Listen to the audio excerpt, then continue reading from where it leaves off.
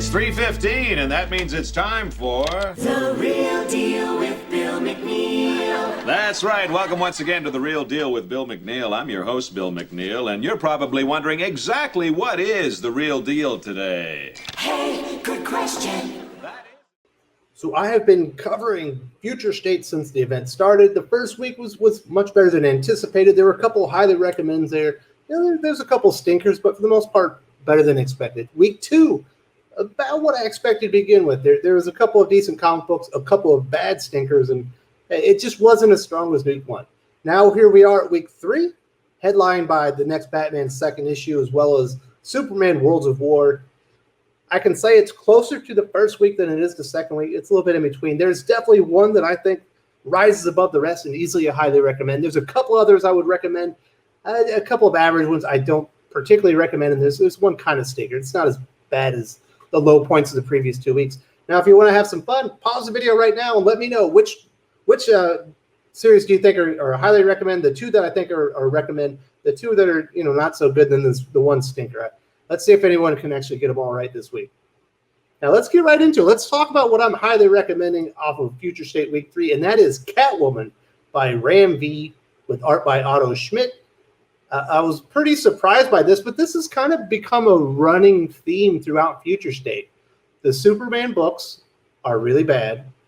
The Justice League, kind of other character books are really hit and miss. There's some decent ones in there. For the most part, they're not great.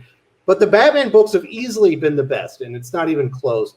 And I think this Catwoman book from Ram V and Otto Schmidt is probably right there with Swamp Thing as far as the very best issue that they've released so far. I'm partial to the Swamp Thing book, but this is, if you like action storytelling, this is the one to go with, because this is much more exciting than that. This is a good old-fashioned train robbery, which is kind of what we got in Robin Eternal, but this is much better executed. We've got Catwoman. She's essentially Katniss from District 9.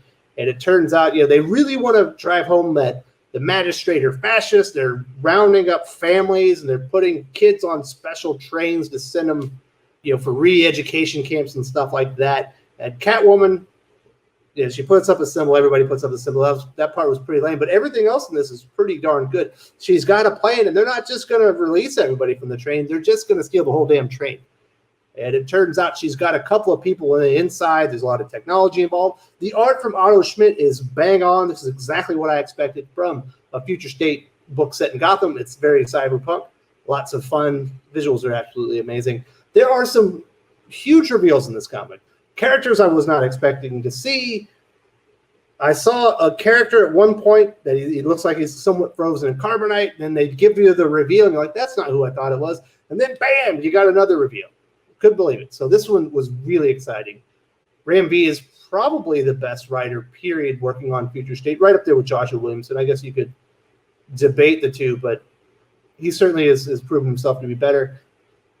He did write Swamp Thing as well, so he has written the 2 very best issues in Future State, and I'm not surprised. That's why Perch and I highlighted him in our up-and-coming writers to watch heading into the future. And he was I believe he was number 1. This is absolutely highly recommend. If you're looking for a fun, exciting comic, this is the one you got to read. It's Catwoman this week.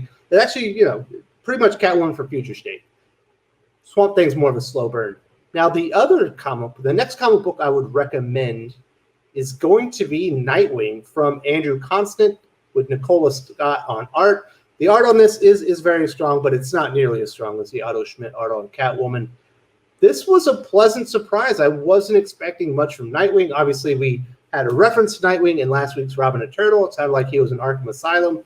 In the Looney Bin, now this does play into that a little bit. He certainly is playing in Arkham Asylum, but it's not what I anticipated.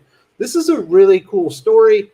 I think what we're finding is if you don't try to do too much setup and you don't worry about the history leading into this too much, and you just get into the story and tell a fun, exciting story, you're going to have a good Future State series.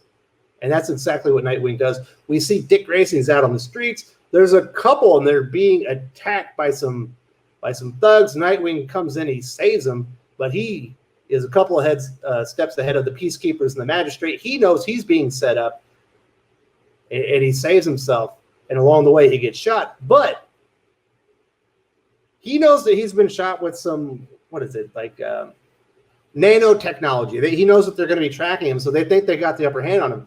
But no, they don't, because Nightwing has a plan. Nightwing has a team together, and he's doing it on purpose. He wanted them to track him down to Arkham Asylum because he wants to end it for once and for all. We also get a surprise appearance by the next Batman, Jace Fox. Obviously, Nightwing does not know that character is Jace Fox. Very strong issue altogether. Not a highly recommend, but it's certainly a recommend. It's right on the press. But this is like a 3.5-star comic, on the verge of a 4. Really enjoyed the art. Pleasantly surprised, my boy Nightwing got a very good treatment within Future State. And I'm definitely going to be sticking around for this one. This was a lot of fun, which for the most part the Batman-related books have been. That's definitely been the highlight by far of Future State. The next comic, and this one is a light recommend. This is like a 3, on the verge of 3.5-star comic. I was surprised about this when it's Shazam from writer Tim Sheridan with Eduardo Pansica. And I will say this. I know Eduardo Pansica has worked with DC Comics a lot in the past. I don't think he has had really a lot of ongoing work recently, but man, they need to bring him back in the fold, because this is a gorgeous comic to look at. This is, I don't know, man. It's right up there with that Dan Moore Dark Detective comic that I thought was the best illustrated Future State book so far. This one's like really close. It was really, really, really good. But the story's fun. If you loathe Shazam going evil as much as I loathe Wally West going evil, you might not like this comic book as much as I do. It turns out Wally West is not the only character that has been taken over by one of the 4 horsemen of the apocalypse. It appears that Shazam is as well. There's some interesting backstory. This one actually does give you some history leading into the events that you're about to witness, and it's basically a murder mystery. He and the new Justice League of America are trying to solve it. It's a very interesting team. The highlight of it is the new Question. Not exactly certain who that character is, but it is certainly not the original Vic Sage character.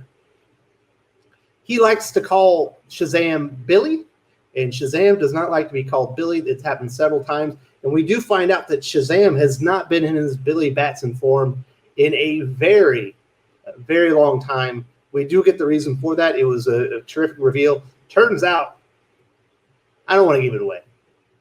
This is really well done.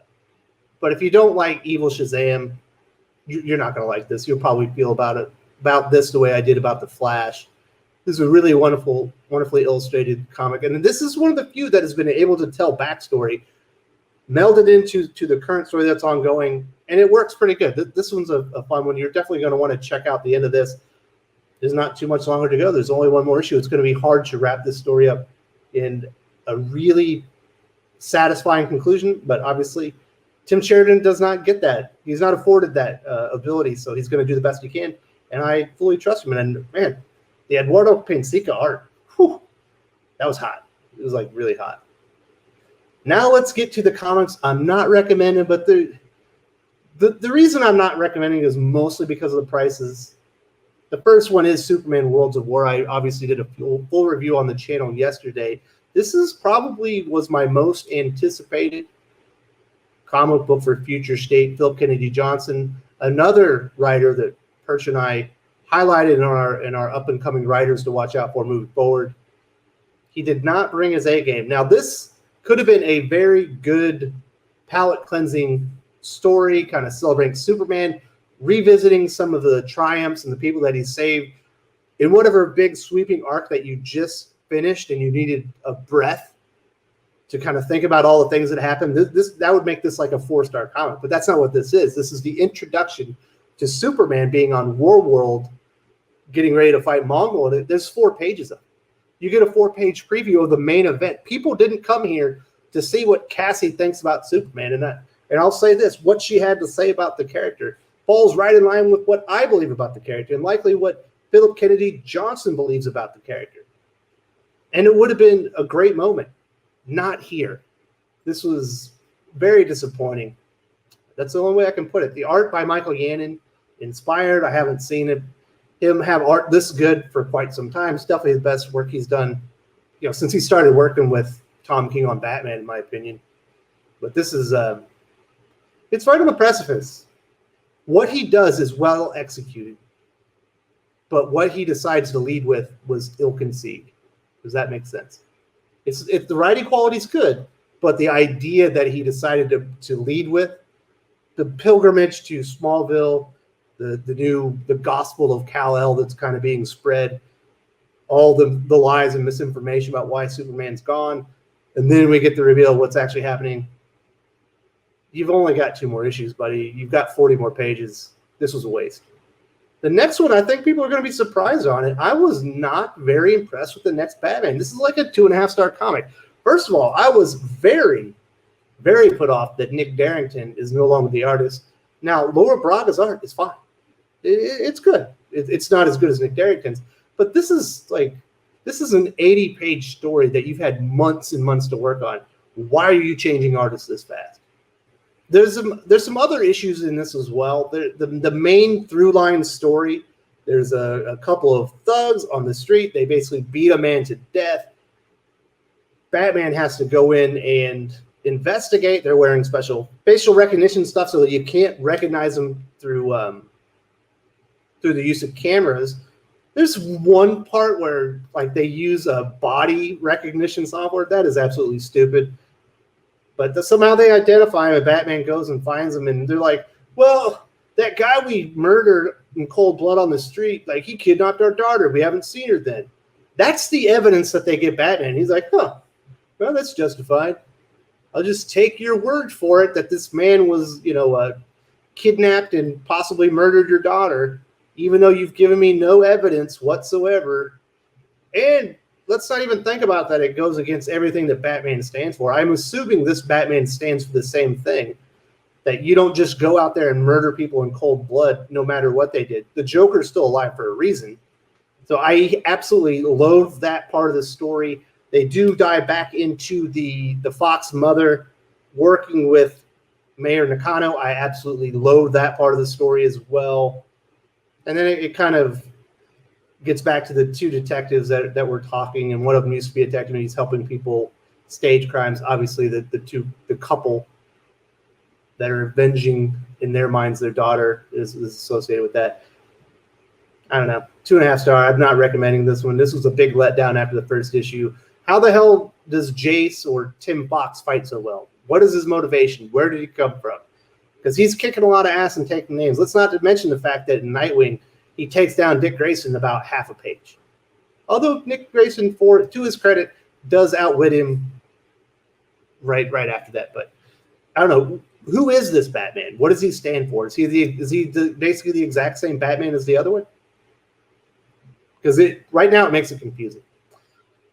Now, the last one I've got to talk about is the stinkeroonie of the comics this week. I'll give this one a 2-star because it's not atrocious. There's nothing quite as bad as they've done in other issues. And the art by Jim Bartlett is fine. Well, other than this one panel here where Wonder Woman is inexplicably missing a forearm as she fights Darkseid. But this is boring. How can you make a big conflict between Wonder Woman and Darkseid boring? Apparently you give it to Becky Cloonan and Michael Conrad, because this thing was just a snooze fest. Wonder Woman's in the Batcave and she's talking to Batman even though he's dead, and she takes his utility belt, and I don't know. I don't even remember what the story's about. That's how boring it was. This sucked. I don't even know what to say about it. It was just awful. If you want to go to sleep and you don't have access to sleeping pills at night, get you a copy of Mortal Wonder Woman #1. It'll put you right down. And if that doesn't do the job, go read Nubia. That'll probably put you down too. They were equally bad. Not a very good comic book at all. This is definitely the low point.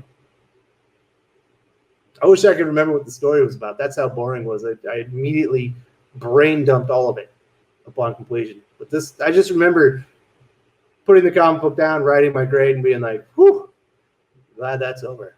So, yeah, don't read Immortal Wonder Woman. That sucked really bad. Bad. So that'll do it, folks. That is my roundup for Future State, the good, the bad, and the ugly for week 3.